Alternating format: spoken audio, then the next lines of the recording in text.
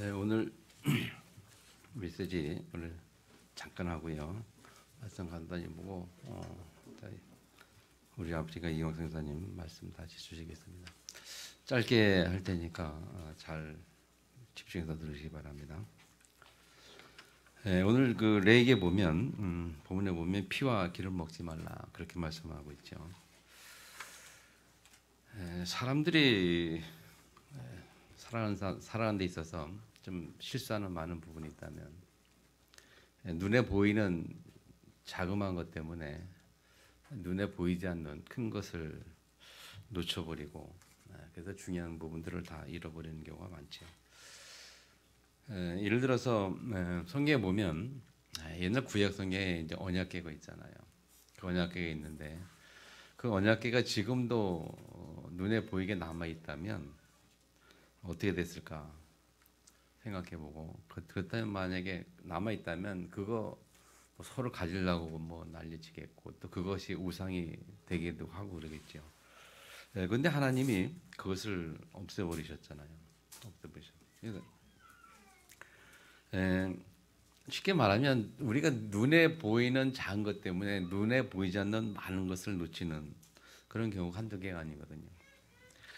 오늘 본문에도 피하기를 먹지 말라 그랬는데 그 이 자체만 가지고 본다면은 또 많은 실수를 하게 되거든요. 이런저런 해석들이 많이 있는데 그거 참 중요한 건 아니고 영적인 눈에 보이지 않는 그런 것들 찾아내는 게 중요하고요. 여호와의 증인들 같은 경우는 이 자체를만 가지고 받아들이기 때문에 그들이 좀 신앙에 문제가 있잖아요. 그 여호와 증인들은 군대를 안 가지요. 왜냐하면 피를 흘리면 안 되기 때문에 피를 먹지 말라. 피를 흘리면 안 되기 때문에 군대를 안 가고요. 그리고 제가 예전에 들은 얘기인데 어떤 어린 아이가 아파가지고 병원에 가서 수혈을 받아야 되는데 수혈을 안 받는 거예요. 그 부모가 여호와 증인인데 안 받는 거예요. 왜 그랬더니 성경에 피를 먹지 말라 그랬다. 받을 수가 없다. 의사가 아이가 죽었는데 어떻게 했냐 했더니 그래도 안 된다는 거예요. 그 정도로 고집을 피죠. 우리가 신앙이라는 거 좀 잘못 보면 이상하게 되는 거예요. 눈에 보이지 않는 것을 볼 수 있는 그런 영적인 영안이 열려야 됩니다.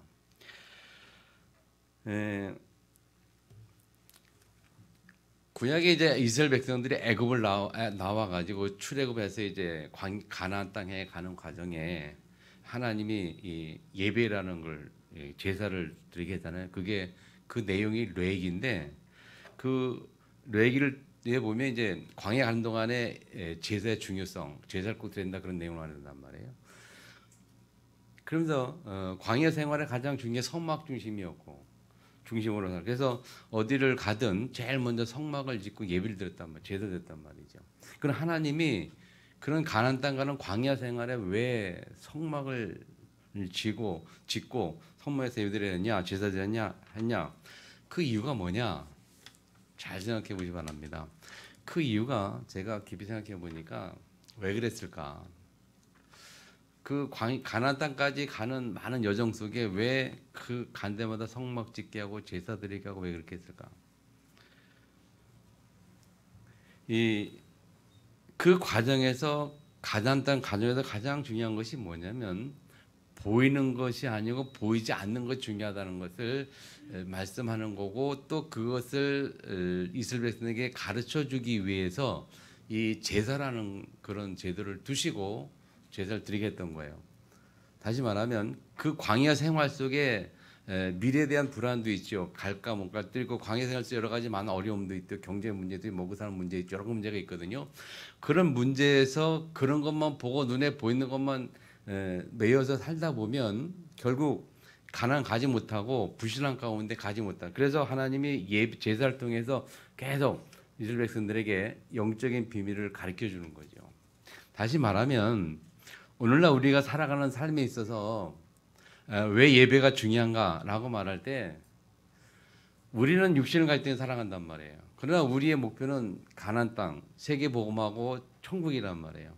그런 과정 그러면서도 육신을 가지고 우리 생각하는데 우리가 육신을 가진 이 세상에는 많은 불신앙할 수밖에 없는 요소들이 많이 있어요. 또 문제도 많고 어려움도 많고 그래요. 또 미래에 대한 불안도 있어요. 그러면 그런 것들을 어떻게 우리가 이기고 그리고 미래를 향하여 갈 수 있고 새해 복음 불신앙하지 않고 새해 복음할 수 있고 천국 갈 수 있느냐라고 말할 때 우리 삶 속에서 그 일을 위해서 우리에게 가장 중요하게 하나님 축복으로 주시는 제도가 예배 제도란 말이에요. 그래서 예배를 통해서 하나님은 불신앙을 없애버리고 아멘 믿음을 갖게 하고 아멘 그렇게 그런 축복을 준 거고 그래서 우리가 계속 예배 속에 있지 않으면 우리는 계속 불신앙 돌아갈 수밖에 없는 체질이 될 수밖에 없어요. 그래서 날마다 예배를 통해서 나 자신을 자꾸 세워가는 거예요. 그 예배의 축복을 그래서 강조하는 거거든요. 이 레위기는 그래요. 하나님이 가나안 땅 동안에 제사에 관한 이야기란 말이에요. 그러면 우리는 오늘날 예배가 뭐냐? 세계 복음하기까지 천국까지 천국 가기까지 하나님 우리에게 주시는 축복의 내용이 예배라는 거예요. 그래서 예배를 통해서 우리는 보이는 작은 것을 우리가 거기에 매이지 않냐고 보이지 않는 하나님의 영적인 축복을 발견하는 그 축복을 누리는 게 예배라. 이해하십니까?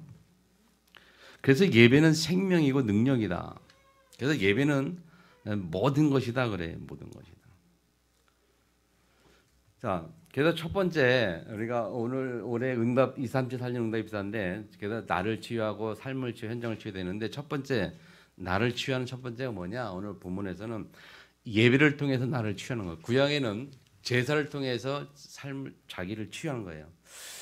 구약의 백성들이 출애굽해서 가나안 땅에 가기까지 늘 제사, 5가지 제사를 통해서 하나님과 화목하고 예배하고 영적인 힘을 얻고 그래서 현장에서 이길 수 있는 그런 힘을 얻는 게 예배예요. 내 자신의 정체성을 살리고 내 영적인 힘을 얻게 하고 내 자신을 치유하고 살리는 그것이 예배라는 말이죠. 나를 치유하는 가장 중요한 법이 뭐라고요? 예배다. 오늘 그 제사에 보면 그 제사의 피와 기름 얘기 나와요. 피와 기름이 뭐냐? 이 피와 기름은 이 당시에 예배를 드리는 가장 중요한 요소였어요. 그래서 항상 예배 때 피가 있어야 되고 예배 때 기름이 있었어요. 피와 기름은 지금도 마찬가지예요. 지금도 예배의 가장 중요한 요소가 두 가지가 뭐냐면 피와 기름이다. 그걸 우리말로 뭡니까? 해석해 보면 피는 예수 그리스도의 생명이죠. 기름 뭡니까? 기름은 성령의 능력, 성령의 충만이라고 볼 수 있어요.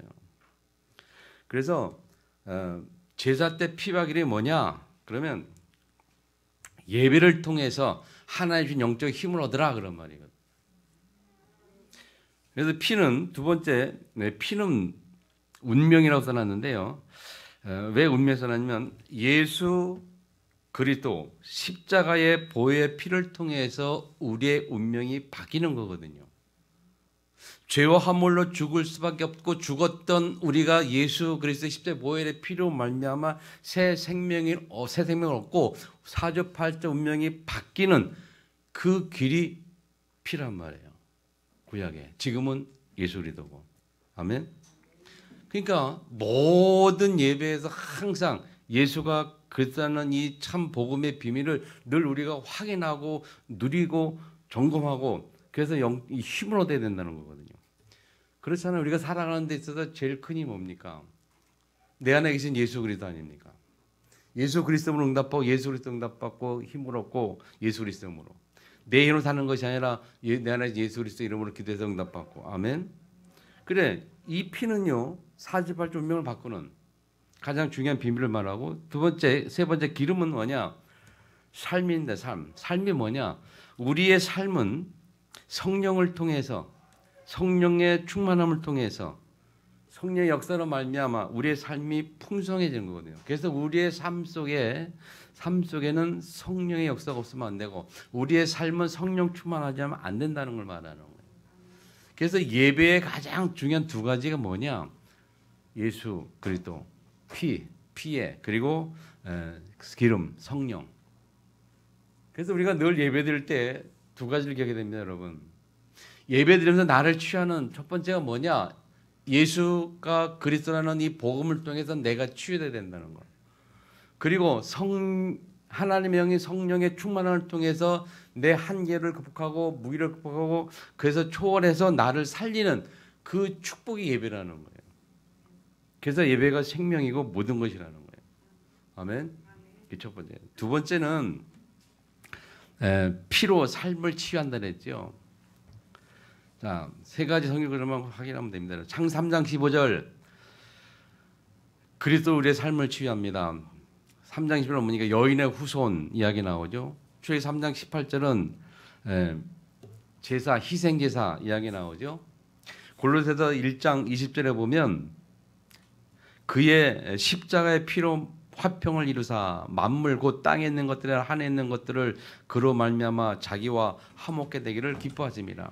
십자가의 피로 말미암아 하나님과 우리가 화평케 되고 화목을 이루는 그 축복을 누렸다는 거예요. 십자가의 피로 말미암아. 그래서 사도행전 2장 3절에 보면 그런즉 이스라엘 온 집이 정령 알지니 너희가 십자가에 못 박은 이 예수를 하나님이 주와 그리스도가 내게 하셨느니라. 아멘. 그 십자가의 피로 말미암아 모든 문제를 해결하시고 죄를 용서하시고 해결하시고 그분이 그 사건을 말미암아 하나님이 우리에게 그 예수를 주와 그리스도가 되게 하셨다. 그분이 이제 죽으시고 그리고 부활하시고 지금도 우리와 성령 함께 하시는 그 그리스도의 능력이 우리의 삶을 치유한단 말이에요. 아멘. 자, 세 번째입니다. 기름으로 현장을 치유합니다. 근데 현장 치유는 성령입니다. 성령의 능력이 현장 치유입니다. 성령 충만이 현장이에요. 레위기 3장 16절에 보면요. 이는 화제로 드리는 식물이요 향기로운 냄새라 모든 기름은 여호와의 것이나 너희는 기름과 피를 먹지 말라. 이는 너희 모든 초소의 대대로 영원한 규례니라. 그렇게 말하거든요. 자, 기름은 뭐냐? 여호와의 것이라. 그래서 먹지 말라. 역시 피도 마찬가지. 피는 뭡니까? 피는 생명을 의미하죠. 생명. 그 생명은 하나님께 달려 있어요. 사람이 죽고 사는 것이 하나님의 주권에 있어요.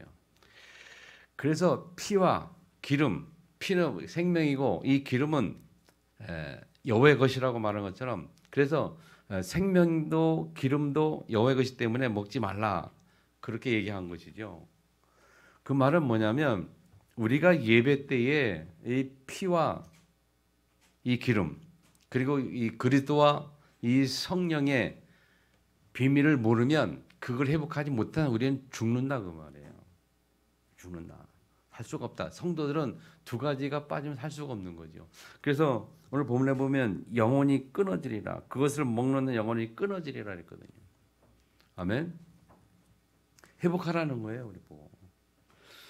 자, 요엘서 2장 28절에 보면 예언을 하죠. 요엘 선지자가 내가 내 신을 만민에게 부어주리니 너희 자녀들 장래를 말할 것이요 너희 늙은이는 꿈을 꾸며 너희 젊은이는 이상을 볼 것이며 그때 또 내가 내 신으로 남종과 여종에 부어줄 것이며 그렇게 예언을 하죠. 그 예언이 사도행전 2장 28절에 성취되는 사실을 우리가 확인하잖아요. 베드로가 확인했어요. 그래서 요엘서 말씀 인용해가지고 그 사실을 확인하죠. 하나님의 가라사대 말세 내가 내 영으로 모든 육체에 부어주리니 너희 자녀는 예언할 것이요 너희의 젊은이는 하늘을 보고 너희 늙은이는 꿈을 꾸리라. 그 예언이 성취가 됐어요. 그래서 지금 성령이 우리 가운데 오셔서 우리에게 역사하시고 청령 충만을 통해서 우리에게 능력과 은혜 주시는 것이죠. 아멘. 요한일서 2장 20절에 보면 너희는 거룩한 자에게서 기름을 받고 모든 것을 아느니라. 이 기름 부이 뭡니까? 성령의 임재죠. 27절에 보면 너희는 주께 받은 바 기름 부음이 너희 안에 거하나니 아무도 너희를 가르칠 필요가 없고 오직 그의 기름 부음이 모든 것을 너희 가르치며 또 참되고 거짓없으니 너희를 가르치신 그대로 주 안에 거하라. 이 성령은 지금도 우리 가운데 임재하시고 우리 가운데 역사하시고 그래서 우리가 기도를 통해 성령을 충만할 때에 우리를 가르치고 깨닫게 하시고 인도하시고 아멘. 그래서 모든 우리의 삶 현장에서 능력 주시고 우리 한계를 극복하게 하고 무기력을 넘어서서 하나님의 뜻을 이루는 그 힘을 주는 영적 비밀, 그 그게 성령 충만이고 그것이 우리 삶의 현장을 치유하는 거란 말이에요. 그 성령의 충만함이 언제 보게 되느냐? 예배를 통해서. 아멘. 예배의 두 가지 중요한 요소 오늘 기억하시고요. 그래서 예배를 통해서 두 가지가 우리에게 회복이 되고 충만케 될 때에 우리가 세계복음화 언약 잡고 가는 길에 승리할 수 있는 것이고 주님 부르신 그날까지 영적 힘을 가지고 승리할 수 있는 축복을 누리는 것입니다. 그래서 마지막 결론 보세요, 여러분. 하나님은 잘 들으세요. 하나님은 예배를 통해서 모든 것을 살리시고, 아멘. 모든 것을 회복시키는 거예요. 그러니까 우리가 지금 한 두세 달째 계속 예배 얘기 이렇게 말씀 듣고 있잖아요. 그러니까 여러분 예배 생명 걸어야 될 이유를 계속 찾아내셔야 되고, 그래서 예배 축복을 회복해야 됩니다. 아멘. 승리하시기를 축복합니다. 예, 우리 이어서 우리 성회장 나오셔서 말씀 주시겠습니다. 아프리카 선교행전 20년 제목으로 말씀 주시겠습니다.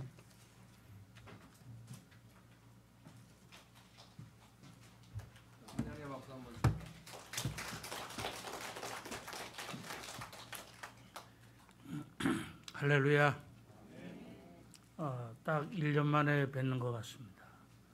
1년 만에 왔는데 참 모든 것들이 많이 변해가고 있는 것을 볼 때 참 우리가 많이 준비해야 될 줄로 믿습니다. 오늘 말씀처럼 예배는 아프리카나 한국이나 전 세계에서도 가장 필요한 하나님과 만날 수 있는 가장 귀한 통로가 바로 예배임을 믿고 그래서 예수님께서 사마리아에 방문했을 때 사마리아인과의 그 대화 속에서 뭐라고 말합니까? 내가 드리는 예배는 내가 알지 못하나 우리가 드려지는 예배는 우리는 안다고 성경 기록하고 있는 것처럼 오늘도 드려지는 예배가 정말 진정한 하나님과 여러분이 만나는 귀한 통로의 축복의 예배가 되기를 주님의 이름으로 축복합니다. 어느 날 그 충청도에 그 이발소에 먼 길에서 온 외국 사람이 이발하러 들어왔습니다. 근데 충청도의 그 사투리에 보면 그 많은 사투리가 있는데 와시유. 그러니까는 그 외국 사람이 그 영어권에서 온 사람인지라 what see you. 당신의 눈에는 무엇이 보입니까? 그 이발소에서 보니까 딱 거울밖에 안 보이는 거예요. 그래서 그 외국인이 말하기를 mirror. 미러가 mirror. 그러니까는 거울을 말하는데 영어로. 그러니까는 그 있는 이발소가 머리를 밀으라고 하는구나 하고서 머리를 빡빡 밀었다고 하는 아주 우스운 얘기가 있습니다. 이 말처럼 때로는 우리가 하나님과 나와의 관계 속에서 우리가 하나님의 일이라고 하지만 주님께서 원하시는 일은 하나님의 뜻 가운데서 되어지는 하나님의 일을 통하여 하나님은 영광을 받으신다는 것입니다. 저는 오늘 여러분들에게 어떤 설교자가 나온 것이 아니라 35년 동안의 아프리카의 선교의 삶 속에서 하나님이 어떻게 저희들의 가정을 인도하셨고 우리의 선교를 축복하셨는가를 저는 오늘 간증으로 나누고자 합니다. 그래서 우리가 하나님의 뜻 아래서 하나님의 일은 중요한 것처럼 선교 현장에는 하나님의 일이 너무나 많은 거예요. 뭐 학교 일을 하는 것도 하나님의 일이고 병원 짓는 것도 하나님의 일이고 하나님의 일이 얼마나 많습니까? 그러나 하나님이 나를 창조하실 때 보시기에 참 좋았더라 하는 그 포인트에 우리가 눈을 맞춰서 가는 그런 지혜와 믿음이 필요한 줄로 믿습니다. 그래서 제일 중요한 것은 우리가 이 마태복음 7장 21절에 나더러 주여 주여 하는 자마다 다 천국에 들어갈 것이 아니라 다만 하늘에 계신 내 아버지의 뜻대로 행하는 자라 들어간다고 성경은 기록하고 있는 것처럼 하나님의 뜻은 우리가 아는 것으로 끝나는 것이 아니라 우리가 그 뜻 가운데 행하는 믿음이 있어야 될 줄로 믿습니다. 어떤 사람은 그럽니다. 저한테 선교사님은 아프리카 좋습니까? 저 싫습니다. 근데 왜 거기서 이렇게 오랫동안 삶을 삽니까? 이것은 하나님이 저에게 주신 뜻이기 때문에 그 뜻을 존중하고 뜻을 섬기기 위해서 지금까지 저희들은 35년이라는 세월을 살아왔습니다. 그뿐만 아니라 우리가 이 성경의 데살로니가전서 5장 16절에 보면 항상 기뻐하라, 쉬지 말고 기도하라, 범사에 감사하라, 그리스도 예수 안에서 너희를 향하신 하나님의 뜻이니라. 그런데 아프리카에서 기뻐할 일이 없어요. 아프리카에서 감사할 만한 일이 없습니다. 그런데 성경에 말하는 여기서 범사에 감사라는 얘기는 You dance your all circumstance. 네가 어떤 상황에 있든지, 네가 어떤 것에 있든지 감사하라는 거예요. 아멘. 아멘. 그거는 쉽지 않습니다. 그러나 우리가 하나님의 뜻을 여러분들이 행하기 위해서는 우리가 그러한 삶을 살아가다 보면 하나님께서 그 삶을 통해서 우리에게 더 큰 풍성한 삶, 우리에게 응답의 삶을 주시더라는 것입니다. 그래서 우리가 데살로니가전서 4장 3절에 보면 하나님의 뜻은 이것이니 너희가 거룩히 구별되는 것이다. 성경에 보면 구별이라는 단어가 나옵니다. 거룩합니다. 이 얘기는 뭐냐면, 거룩하다는 얘기는 뭐냐면 구별을 받는 것이지요. 우리가 뭘로부터 구별을 받아야 됩니까? 세상으로부터, 죄로부터, 많은 미혹으로부터, 욕심으로부터, 더러움으로부터, 음란을 통해서부터, 술 취함과 우리가 많은 곳으로부터 우리가 구별을 받아야 합니다. 이것이 바로 거룩함입니다. 우리가 거룩함이 없는 선교, 거룩함이 없는 목회, 거룩함이 없는 성도의 삶은 그 속에는 생명이 없습니다. 그래서 주여 주여 하는 자마다 그 나라로 들어가는 것이 아니라 아버지의 뜻 가운데 행하는 자라고 들어간다고 성경은 기록되어 있습니다. 우리 하나님은 모세를 불렀습니다. 호렙산에서. 그런데 그냥 부른 것이 아니라 모세가 호렙산에 오르기까지 얼마나 많은 시간과 고통과 고난이 있었겠습니까? 그러나 그가 그럼에도 불구하고 그 먼 여정을 마다하지 않고 호렙산에 도착했을 때 하나님이 그 모세에게 부르십니다. 출애굽기 3장 4절 5절에 보면 하나님이 떨기나무 가운데서 그를 불러 이르시되 모세야 모세야 하시매 그가 이르시되 내가 여기 있나이다. 하나님이 이르시되 이리로 가까이 오지 말라. 내가 선 곳은 거룩한 땅이니 내 발에서 신을 벗으라. 신을 벗는다는 얘기는 내려놓는다는 것입니다. 내 삶을 내려놓는 것이죠. 어디서? 우리가 하나님을 만난 이유, 증거는 내가 내려놓는 것이 내가 그리스도의 진정한 만났다고 하는 증거임을 믿으면 아멘 하시기를 바랍니다. 그래서 성도의 시작은 하나님과 거룩한 만남과 교제를 통해서 시작됩니다. 저는 하나님이 1974년에 저를 부르셨습니다. 여의도 광장에 1974년에 엑스플로 74라고 하는 큰 민족 집회가 있었습니다. 그때의 주제가 뭐냐면 나는 찾았네. 나는 찾았네. 네가 찾은 예수가 중요한 것이 아니라 내가 찾아야 돼. 내가 찾지 못한 예수, 내가 정말로 만나지 못한 예수가 있다면 오늘 이 시간에 회개하고 여러분들이 만나시기를 바랍니다. 왜 아멘 안 하십니까? 그때 저는 나는 찾았네라고 하는 주제 속에서 큰 도전을 받았습니다. 그때의 이 마이크가 성능이 안 좋은지라 그때 빌그램 목사님이 오셔서 우리 민족에게 놀라운 그 도전을 시간이었습니다. 그때 막 소리가 들렸는데 젊은 친구들이 막 일어나는, 제가 그때 고등학교 2학년이었어요. 그래서 옆에 있는 친구가 저보고 일어나라는 거예요. 그래서 왜 일어나냐는데 좋은 거래요. 그래서 나도 모르는 사이에 일어난 거예요. 그 나중에 물어봤어요. 왜 일어나야 되냐 했더니 일어난 사람은 선교사로 가야 된다는 거예요. 저는 그때 예수도 몰랐어요. 그런데 그냥 일어난 거예요. 근데 일어난 게 하나님의 구별된, 하나님의 성별된 하나님의 뜻이 있다는 것입니다. 아멘. 그때 일어난 것 때문에 그 이후에 그 많은 어려움과 많은 고난이 찾아오기 시작합니다. 제가 군대에서 백산야전병원에서 우측다리를 수술을 하게 되는데 그때 정말 예수를 만나게 됩니다. 저희 어머니는 우리가 절을 다니는 분이셨는데 그래서 어머님이 한 번은 저에게 면회를 왔어요. 그래서 어머니가 그랬어요. 어머니가 당신이 믿는 신에게 기도해서 이 아들이 빨리 치유될 수 있도록 기도해 달라고. 의사가 말하기를 당신은 다시는 걸을 수 없다고 하는 그러한 것을 나에게 얘기를 했는데, 저 어머니가 좀 기도 좀 해달라고 그랬더니 저 어머니 뭐라고 그랬냐면, 내가 믿는 신은 그런 능력이 없다는 거예요. 그래서 제가 어머니한테 했어요. 그렇게 못하는 신을 왜 그동안 믿고 다녔느냐고. 그래서 어머니한테 그 말을 하고 나서 그날 저녁에 제가 찾았습니다. 이 땅의 진정한 이 땅의 진정한 구조가 되신 그분이 누구십니까? 했을 때 한 분이 딱 찾아오셨는데 그분이 예수 그리스도였습니다. 그 예수가 저에게 찾아와서 하는 얘기가, 내가 너를 고쳐주리라. 내가 너를 일으키리라. 그때에 저는 그 예수를 만나고 나서부터 저는 삶이 바뀌기 시작했습니다.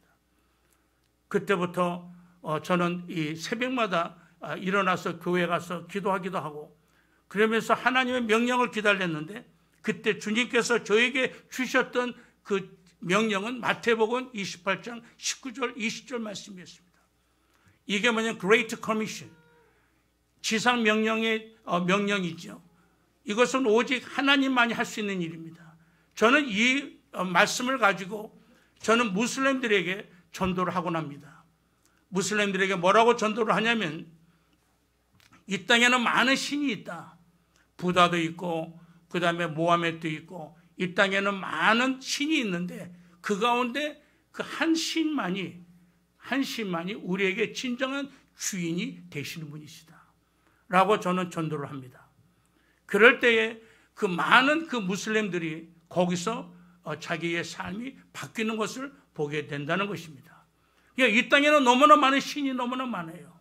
그래서 일본에는 신이 20만 개가 이상이 되는 신이 있다고 하지 않습니까? 그러나 그 많은 신 가운데서도 오직 유일한 우리의 신 대신 우리의 롯, 우리의 주인 되시는 분은 예수 그리스도인 것입니다. 아멘. 하나님은 저에게 선교지로 가는 저에게 명령을 주셨습니다. 그런데 그때에 두 가지의 이 선교지에서 제가 갈 수 있는 문이 열렸습니다. 하나는 아메리카였고 하나는 아프리카였습니다. 근데 제 생각은 아메리카를 가기를 원하는 게 좋죠. 왜냐하면 거기 가서 공부하고 나서 돌아와서 우리가 신학교 교수를 하면 더 편할 텐데, 그때 제가 신학교를 다니면서 거기 스칼라십도 받게 되었습니다. 근데 그 두 가지의 제가 그 요청을 받았을 때 어떤 것이 하나님의 뜻인가 하기 위해서 저는 청계산 기도원에 그동안 하지 않았던 금식을 하게 됩니다. 제가 제일 힘든 게 금식인데, 그래서 금식을 하러 올라갔어요. 그래서 올라가서 금식을 4일째 되는 날 하나님께 저에게 어떤 말씀을 주시냐면, 요나서 2장 1절부터 3장의 말씀을 저에게 주셨습니다. 요나서 2장 1절은 요나가 물고기 뱃속에서 그의 하나님 여호와께 기도하여, 요나서 3장 1절 2절 여호와의 말씀이 두 번째로 요나에게 임하니라 이르시되, 일어나 저 큰 성읍 니느웨로 가서 내가 네게 명한 바를 그들에게 선포하라 하시니라. 이 말씀이 저기 오는 거예요. 그러면 나에게 다시스는 무엇이며 나에게 니느웨는 무엇일까 생각해 봤을 때, 제가 가고자 하는 그 이 다시스는 바로 아메리카였고 미국이었고, 제가 원하지 않았던 아프리카는 저 먼 니느웨, 아수르의 수도가 바로 니느웨였습니다. 하나님께서는 하나님의 뜻을 바뀌지 않습니다. 그 뜻을 이루기 위하여 저와 제 아내와 그때 귀한이와 지금 천국에 갔던 선한이, 우리 네 식구가 우리가 아프리카에 입성하게 됩니다. 아프리카의 입성은 바로 가나의 입성뿐만 아니라 하나님이 저에게 큰 성읍이 어떤 성읍이냐면, 저는 맨 처음에 가나인 줄 알았는데 가나만이 아닌 아프리카 전 대륙을 저에게 말씀하는 것이었습니다. 그래서 이 아브라함이 말씀을 따라 간 것처럼 우리가 창세기 12장 1절부터 4절 말씀이 또 하나님께서 저에게 이렇게 배달이 되었습니다. 그때 여러분들 아는 것과 같이 1절 말씀에 여호와께서 아브라함에게 이르시되 너는 너의 고향과 친척과 아버지의 집을 떠나 내가 네게 보여줄 땅으로 가라.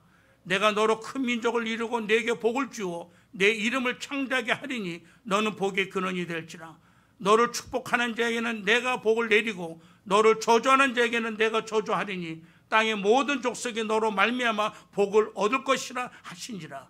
이에 아브라함이 여호와의 말씀을 따라갔고 롯도 그와 함께 갔으며 아브라함이 하란을 떠날 때 75세였더라. 하나님은 저에게 말씀하실 때 그의 말씀을 통하여 말씀하십니다. 요한복음 1장 1절 말씀에 태초에 말씀이 계시니라. 곧 그 말씀이 곧 하나님이시니라.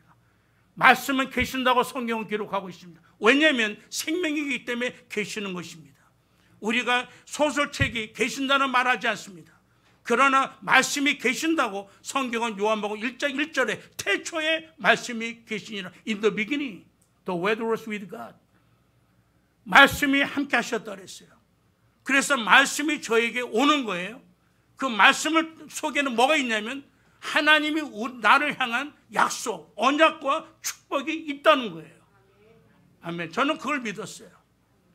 만약 말씀이 없었다면 35년 동안 아프리카 땅에서 우리가 견디지 못했을 거예요. 왜? 말도 잘 통하지 않고 풍습도 다르고 여러 가지 모든 모양이 다른 그곳에서 우리가 산다는 것은 성경을 사는 거예요. 성경은 우리가 말씀을 증거하는 것도 중요하지만 말씀을 증거하기 위해서는 우리가 그들과 함께 삶을 나눠야 되는 것이죠. 여기서 창세기 12장 1절에 4절의 말씀은 제가 아프리카 땅에 들어갔을 때 하나님이 저에게 주었던 약속의 말씀이었고, 저는 들어갔을 때에 그 가나 공항에서 하나님이 물었습니다. What do you want me to do, Lord? 내가 무엇을 어떻게 해야 합니까? 라고 물었을 때 우리 하나님이 저에게 뭐라고 말씀하냐면 내가 너를 책임지리라. 이 땅에 선교사를 책임질 수 없습니다. 목사예요? 교회예요? 아닙니다. 제가 많은 교회가 약속을 했어요. 선교사님이 가시면 우리가 도와드릴게요. 누가 무엇을 돕습니까? 선교는 돕는 게 아니라 선교는 우리가 함께 하는 거예요. 돕는 게 아닙니다. 그래서 제가 이 아프리카에 있을 때에 우리와 선교의 사역을 도와주겠다는 교회들이 6개월을 못 갑니다. 우리가 시간이 지나면 다 떨어져 가는 거예요. 저는 그때 무엇을 느끼게 했냐면 하나님이 마지막 때 정말 진짜 선교사를 찾는구나. 우리가 물질에 매이는 선교사, 우리가 물질을 초월하는 선교사, 우리가 두 가지 하나를 선택해야 되는데, 그래서 하나님께서 저는 말씀대로 따라가기를 원했고, 우리가 4절 말씀에 아브라함이 여호와의 말씀을 따라갔다고 성경은 기록하고 있습니다. 제가 35년 전에 가나의 공항에 도착했을 때 저의 삶은 아브라함의 삶이었습니다. 아브라함의 삶이었는데 지금은 아브라함의 삶을 살고 있습니다. 왜냐하면 그때는 아브라함은 내가 가정의 아비지만 지금은 열방의 아비입니다. 지금은 우리가 하나님의 은혜 가운데 지금은 우리가 3개 나라에까지 복음이 증거돼요. 우리가 그것에서 많은 제자들이 지금 불붙듯하게 일어나고 있고 하나님의 역사는 계속 지속되리라고 종은 믿습니다. 선교와 말씀은 하나가 될 때 큰 힘을 얻습니다. 이것은 바로 선교사에게 하나님의 큰 힘을 주신다는 거지요. 주님은 늘 말씀으로 함께 하셨고 위험하고 알지 못한 상황 속에서도 말씀으로 우리를 늘 가르쳐 주시고 인도해 주셨습니다. 저희들이 아프리카 가나 땅에 도착할 때가 바로 1987년 7월. 그러나 이 아프리카 가나 공화국은 군사 쿠데타로 얼룩진 나라였습니다. 알지도 못한 그곳에 하나님은 우리 가정을 그곳에 심으셨습니다. 그리고 열매 맺게 하시는 것도 주님의 목이시며 우리는 그 자리에 곧 복음의 자리에 있는 것입니다. 이것이 선교의 시작이었습니다. 약속했던 전인 선교사가 저희가 도착하기 이전에 미국으로 철수했습니다. 결국 그분은 현재 이 땅에 있지 않고 돌아가셨는데 여러 가지로 아무도 알지도 못한 그곳에 우리는 하나님의 그 명령 하나, 그거 하나 붙들고 저희들이 왔어요. 그 저와 제 아내가 그럽니다. 우리가 35년을 되돌아볼 때마다 구비구비마다 우리 주님은 참 얼마나 마음을 조였을까. 왜냐하면 우리가 알지 못하고 아무것도 누가 우리를 마중 나온 사람도 없는 그곳에서 우리가 시작부터 많은 어려움 속에 있었습니다. 그때마다 우리가 할 수 있는 일은 하나님 앞에 묻고 기도하는 일밖에 없었습니다. 하나님의 지금까지 주님의 언약은 동일하십니다. 그렇기 때문에 모든 영광을 주님께 올려드립니다. 저와 아내는 늘 이렇게 말합니다. 하나님은 참으로 좋으신 하나님이시다. 왜냐하면 제가 되돌아볼 때마다 정말 순간마다 정말 우리가 말할 수 없는, 형용할 수 없는 그러한 어려움 속에서도 우리 주님은 우리와 함께해 주셨기 때문인 것입니다. 네 번째로 하나님은 우리를 훈련을 시키는데 광야에서의 훈련을 시키십니다. 이 광야는 헬라로 바라크라고 하는 말인데 이 바라크라고 하는 말의 뜻은 말씀이라는 뜻입니다. 하나님이 왜 우리를 광야에서 훈련시키셨을까? 이 얘기는 뭐냐면 우리가 말씀에 대한 더 신뢰와 우리가 말씀에 대한 더 큰 믿음을 갖기 위한 그런 과정이었습니다. 하나님께서 우리가 모세에게 40년의 광야 생활을 통하여 출애굽한 것처럼 바울도 3년이라는 아라비아의 그 광야 생활을 통해서 하나님의 복음을 증거했던 것처럼 그러나 우리의 삶은 늘 현지인들과의 마찰, 그뿐만 아니라 늘 따라다니는 질병, 말라리아, 그 다음에 장티푸스 콜레라, 샌드웜, 그 다음에 댕기열. 그렇기 때문에 아프리카는 매년 많은 사망자가 이러한 열대성 질병을 통해서 우리가 사망자가 나오게 됩니다. 한 번은 맨사만에서 저희들이 사역할 때 아내가 손에 샌드웜으로 고생을 하게 되었습니다. 샌드웜은 다른 말로 말해서 이 기생충이 이 손 속으로 파고 들어가 가지고 이곳에서 사는 거예요.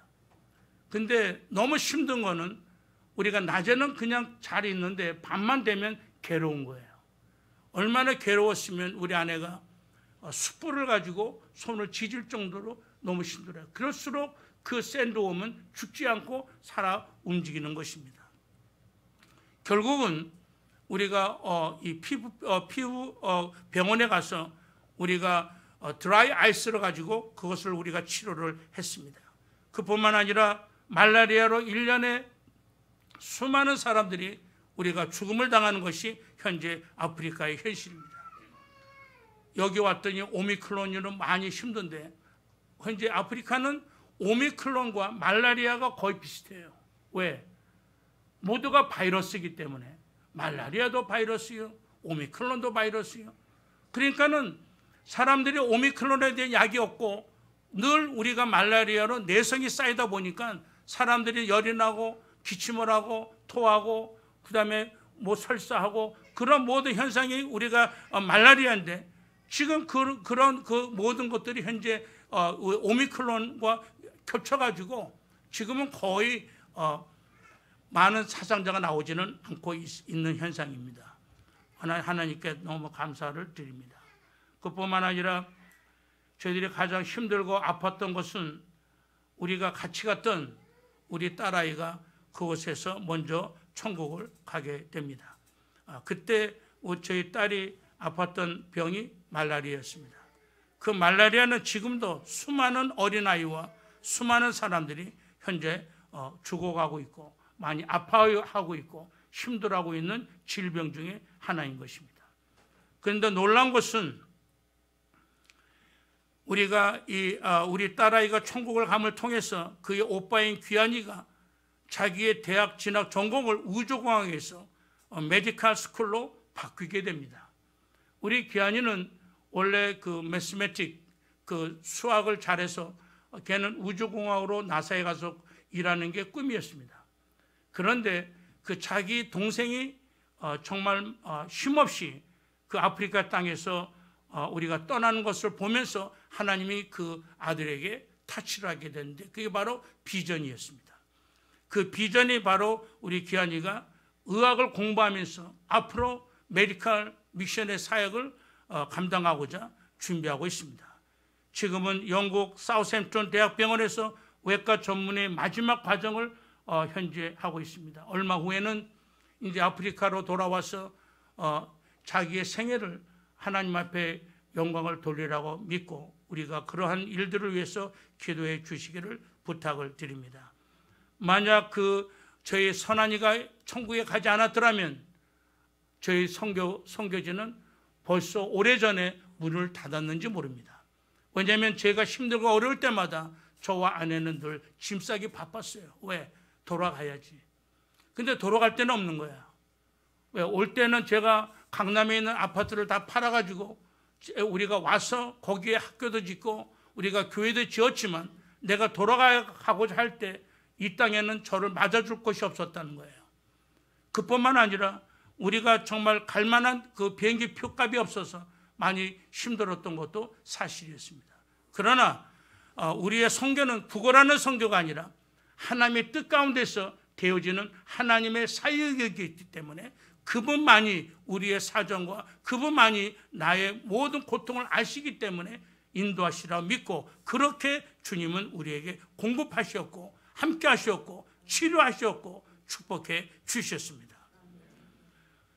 이번에 이제 우리 아프리카에서 우리가 선한이가 천국을 가고 같은 해에 왔던 새로운 생명이 바로 우리 소리입니다. 소리와 바울이가 이제 이번에 졸업을 하게 됩니다. 소리는 이번에 로스쿨을 졸업을 하고 졸업하기 이전에 벌써 고등법원에 현재 취직이 돼서 이제 6월 1일부터 이제 근무를 하게 됩니다.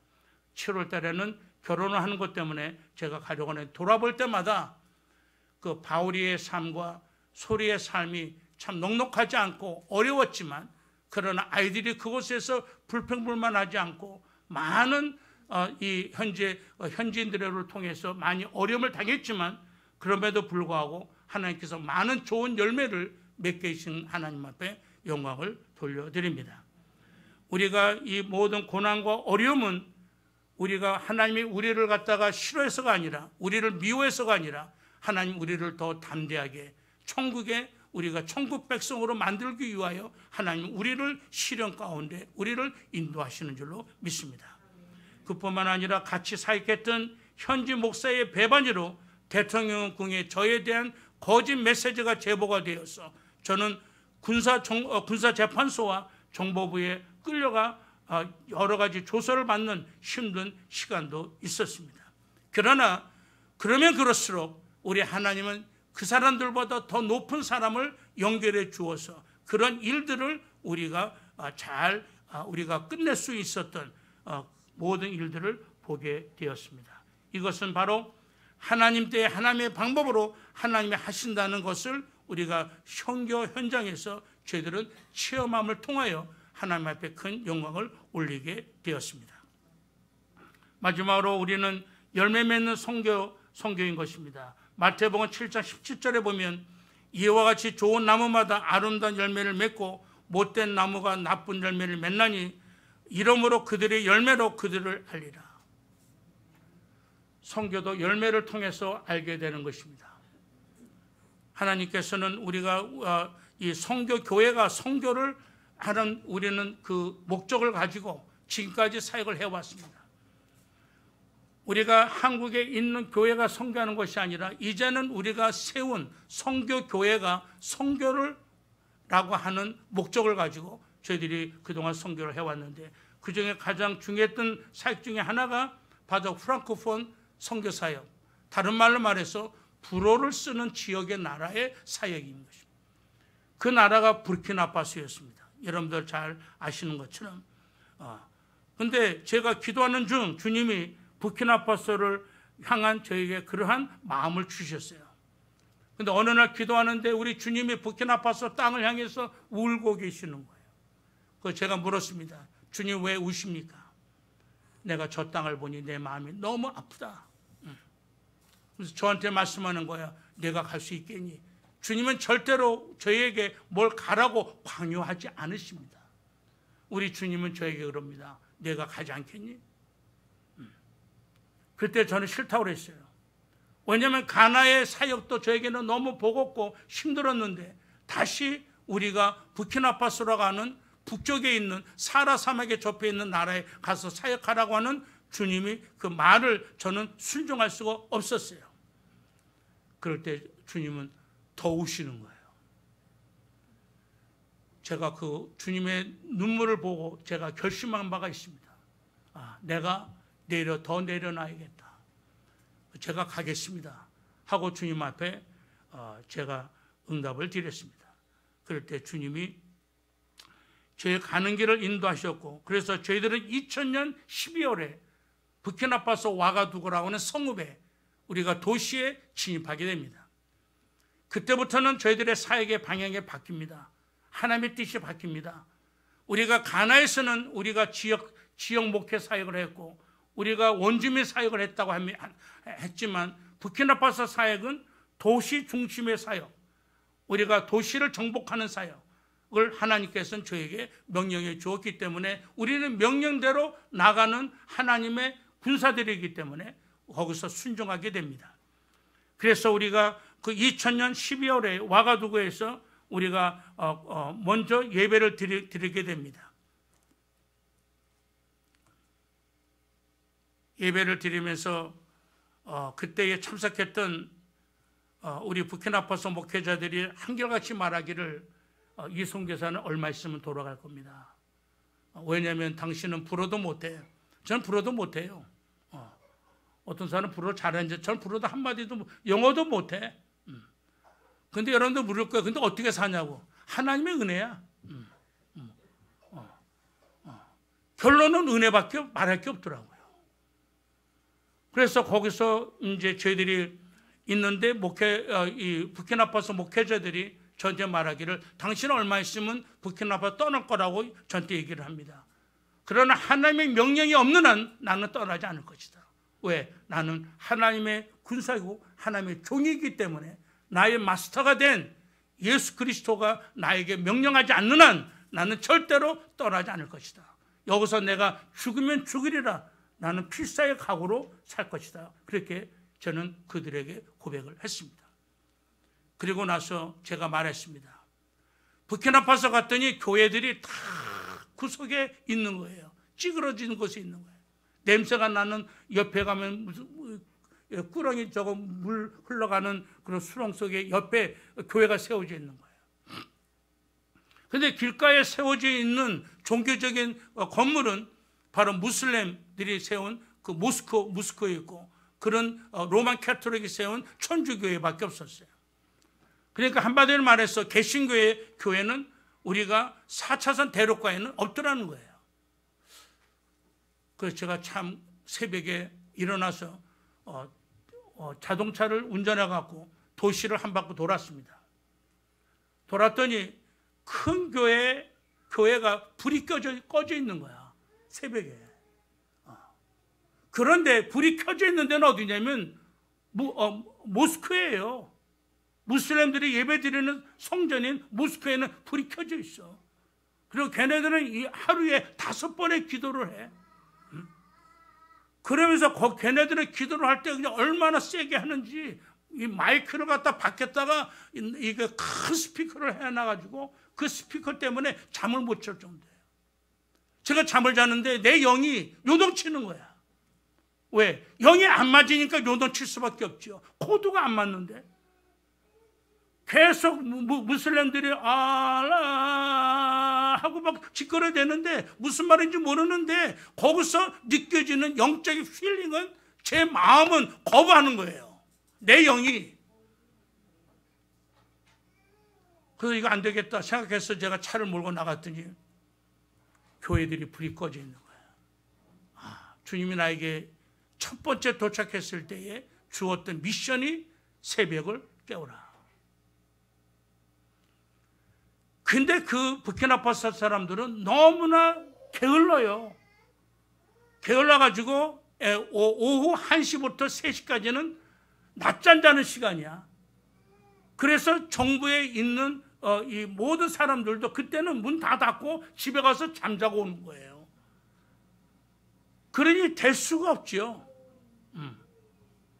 그래서 제가 뭐라고 그랬냐면 하나님은 살아계시다. 살아계신 하나님.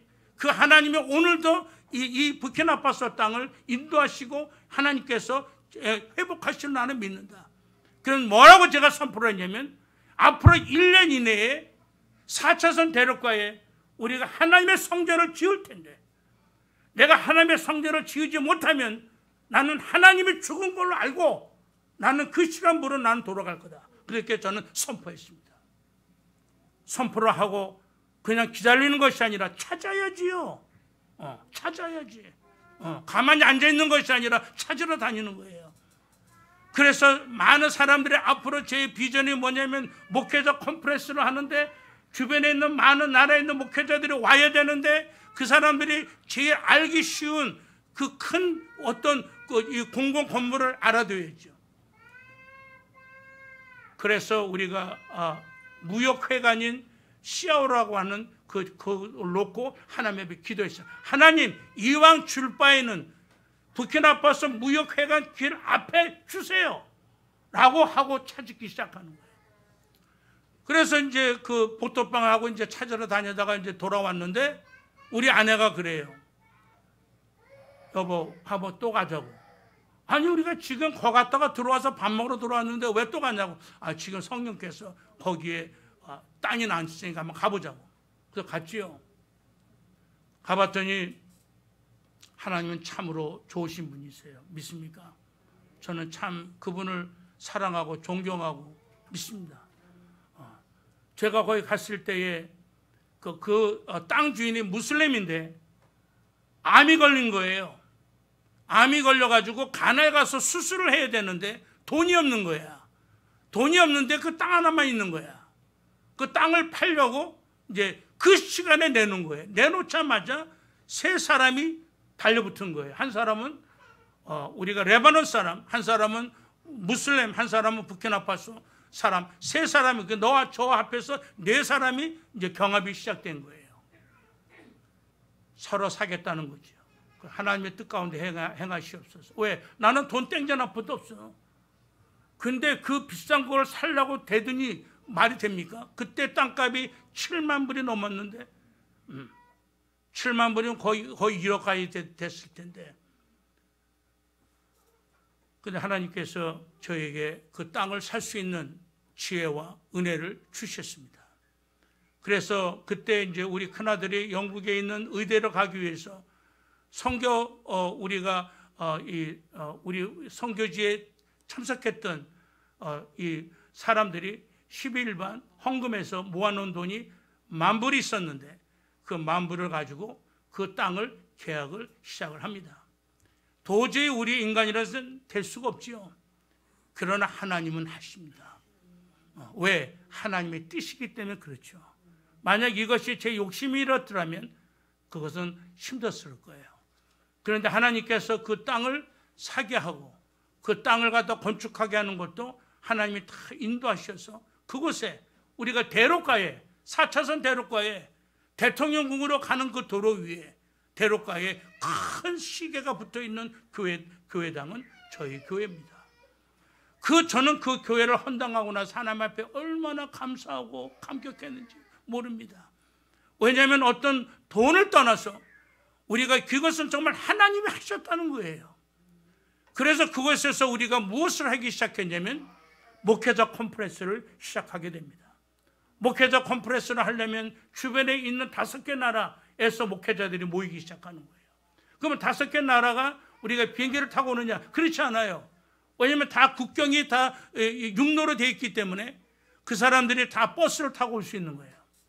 그러면서 저희들이 그동안 목회자 컨퍼런스를 그동안 13회에 걸쳐서 지금까지 섬겨왔습니다. 이것은 열매입니다. 저희들이 우리가 컨퍼런스에 와서 그들이 배우고 돌아갈 때는 그들이 배웠던 교재를 가지고 돌아가서 그 주변에 있는 자기 나라에 있는 목회자들을 깨우치는 운동을 지금도 지속적으로 하고 있습니다. 그뿐만 아니라 어린이 사역이 중요한지라 어린이 사역을 위해서 저희들이 탄생가라고 하는 그 마을을 우리가 방문하게 됐습니다. 근데 탄생가 마을은 저는 전혀 모르고 오직 단지 우리가 선교하기 위해서, 복음을 증거하기 위해서 우리가 마을을 찾았을 때 그 마을에 있는 그 무당 중에 최고 높은 무당 대빵이 저를 기다리고 있는 거예요.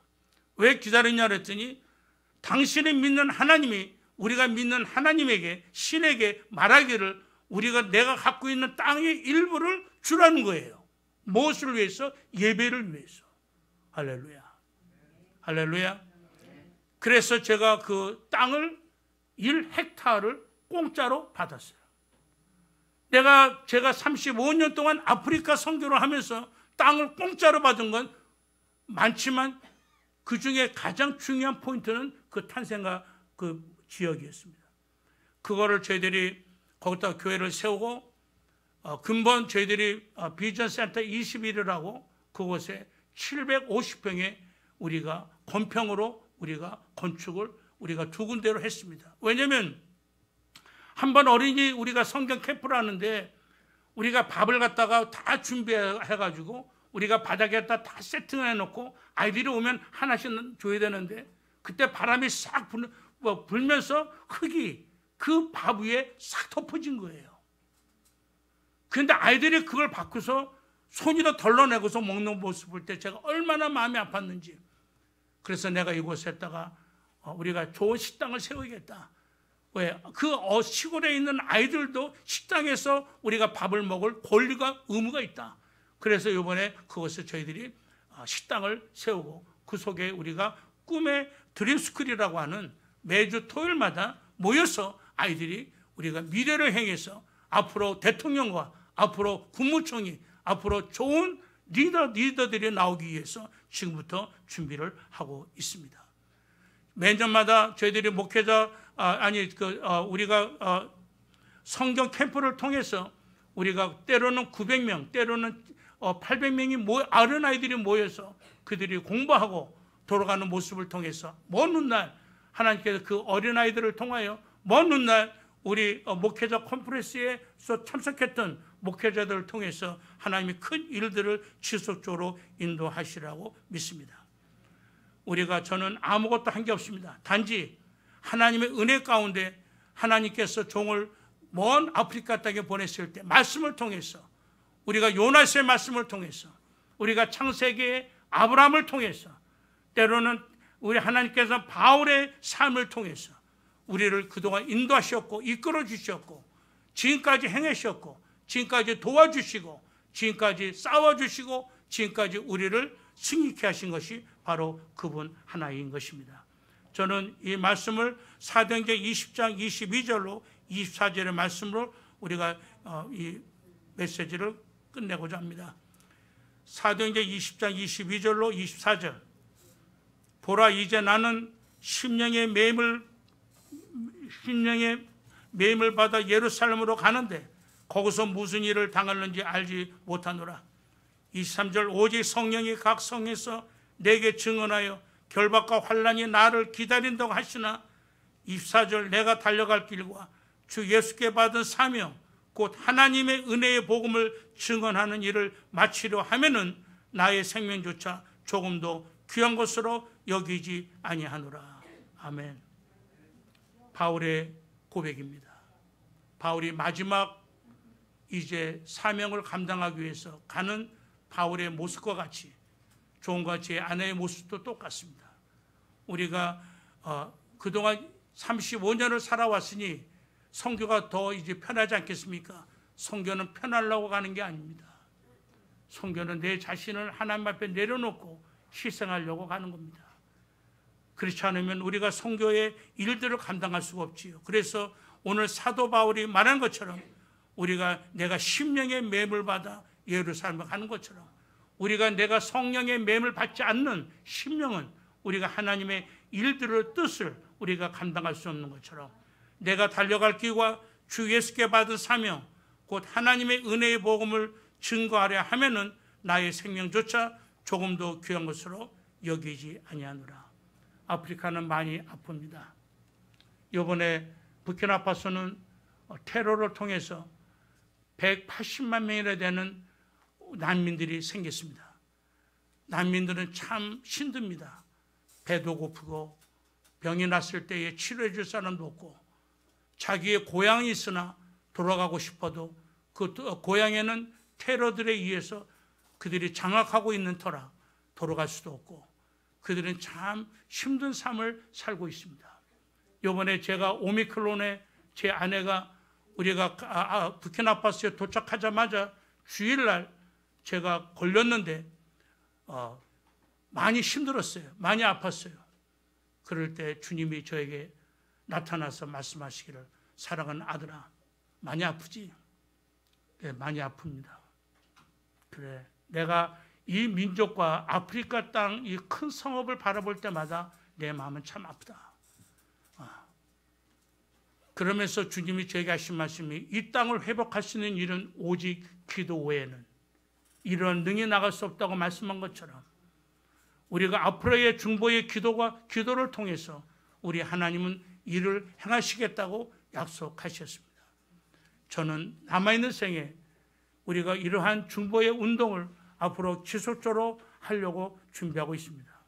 아프리카에는 지금 나이지리아 쪽에는 작년만 해도 7,500명이 되는 크리스찬들이 죽었습니다. 왜냐하면 여러분들이 잘 아는 것처럼 우리가 보코 하람이라고 하는 테러의 공격을 통해서 그 많은 크리스천 커뮤니티 특히 교회들이 핍박을 당하고 공격을 당했습니다. 올해는 그들이 IS와 지하드와 또한 그 다음에 제가 말씀드렸던 그런 테러들이 어떤 목적을 가졌냐면 이 이스트부터 웨스트까지 그러니까 동쪽에서부터 서쪽까지 이어지는 벨트 내에 있는 그 모든 크리스찬들을 자기네들이 모든 것들을 멸하겠다고 하는 그들이 서명을 갖고 공격을 지속적으로 하고 있고 얼마 전에도 500명이 넘는 사상자가 나오기도 했습니다. 사랑하는 성도 여러분, 내가 있는 곳에서 당하는 여러 가지 아픔을 여러분들이 느끼는 것처럼 지금 전 세계에서 나보다 더 아픈, 나보다 더 힘들어하는 내 이웃이 있음을 기억하시고 여러분들이 기도할 때 기도의 한 콤마에 아프리카 영혼들을 두시고 그들을 위해서 기도해 주십사는 것이 오늘 제가 이 자리에 선 목적과 이유이기도 한 것입니다. 바로 아프리카 땅은 많이 힘들고 버겁지만 그러나 하나님은 그 땅을 통해서 앞으로 큰 일을 계획하고 계시고 인도하고 계실 줄로 믿습니다. 거룩하신 하나님 감사합니다. 오늘 부족한 종이 하나님을 만나 지금까지 살아오면서 우리가 선교의 그런 과정을 통해서 아버지 오늘에 있기까지 모든 것들이 하나님의 은혜였습니다. 하나님이 도우셨습니다. 하나님이 함께하지 않았더라면 그 힘든 삶을 어떻게 우리가 이기고 왔겠습니까? 하나님께서 지금도 고통당하는 우리 아프리카의 영혼들, 아프리카의 종족들, 수많은 성읍들에 주님의 치유가 필요하고 주님의 위로가 필요하고 주님의 함께함이 필요할 때임을 주 앞에 고백합니다. 또한 아버지 하나님 우리 평강교회 성도들 가운데서도 또 아파하는 성도들이 얼마나 많습니까?